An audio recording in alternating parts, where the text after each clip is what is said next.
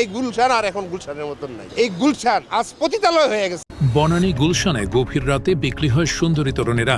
রাতের আধারে পুরো ঢাকা যখন ঘুমিয়ে থাকে, ঠিক তখন ব্যস্ত হয়ে পড়ে এসব এলাকা।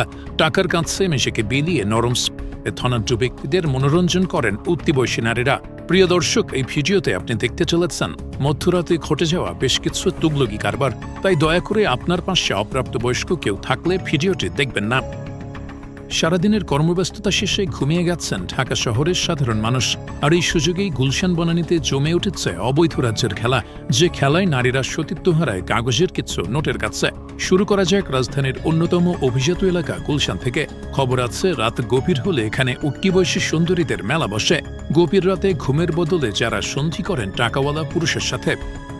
গোপন তথ্যের ভিত্তিতে জানা গেছে, সিএনজি ও বাইকারদের সাথে আগে থেকেই চুক্তি করা থাকে সুন্দরী তরুণীদের। এরাই তাদের বিভিন্ন হোটেলে পৌঁছে দেন, আবার নিয়েও আসেন। এমন কিছু চালকের সাথে কথা বলার চেষ্টা করি আমরা, কিন্তু ক্যামেরা দেখে কেউই মুখ খুলতে চান না। তবে পরিচয় লুকিয়ে মনোরঞ্জনের জন্য সুন্দরী তরুণের ছোঁয়া দরকার জানালে গোপন কথার ছাপি খুলে বসেন। গুলশানের এক অভিজাত হোটেলের সামনে অনেকক্ষণ দাঁড়িয়ে থাকার পর দেখা যায়, অস্বাভাবিকভাবে হেঁটে হেঁটে বেরিয়ে আসছেন একের পর এক নারী, যাদের কেউ কেউ সেজেছেন ওয়েস্টার্ন পোশাকে বিদেশি মডেলদের মতো, আবার কেউ কেউ শাড়ি পরে সেজেছেন পুরোদস্তুর বাঙালি নারী। ঘড়ির কাঁটায় এখন রাত প্রায় 1টা।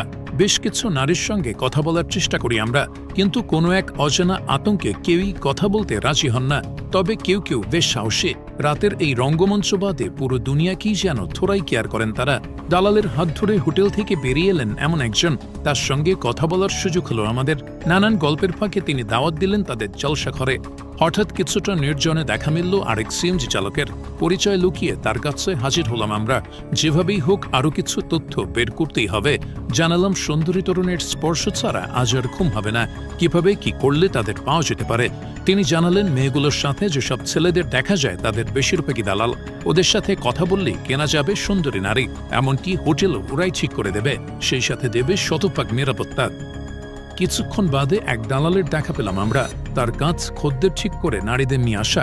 আমরাও তার খদ্দের হতে চাইলাম। কিছুটা আড়ালে নিয়ে তিনি আমাদের নম্বর চাইলেন, বললেন যোগাযোগ করবেন। এরপরই দেখা গেল উটকি বয়সী এক নারীকে নিয়ে সিএনজি করে তিনি চলে যাচ্ছেন। কথায় আছে, ব্যবসা করতে হলে ওয়াদা ঠিক রাখতে হয়। দালালও তার কথা রাখলেন। ফোন করে জানতে চাইলেন কয়জন মেয়ে লাগবে। আমরা জানালাম 2 জন দরকার। এরপর 4টা ছবি পাঠালেন সেই দালাল, যাদের সবাই উট্টি বয়সী তরুণী। বললেন আজকে রাতে এরাই ফ্রি আছে। এমনকি একাধিক হোটেলের ঠিকানাও দিলেন, যেসব হোটেলের নিরাপত্তা নিয়ে কোনো ঝামেলা নেই। টাকা দিলে বাঘের দুধও পাওয়া যায়, যেন এই কথারই বাস্তব চিত্র বর্তমানের গুলশান বনানী। মাঝরাতে যে এলাকার অভিজাত হোটেল থেকে বেরিয়ে আসেন বিভিন্ন বয়সী নারী, যাদের অনেকের হাঁটা চলাই অস্বাভাবিক। টাকার কাছে নিজেকে বিলিয়ে দিয়ে ভুলে গেছেন বাড়ির পথ।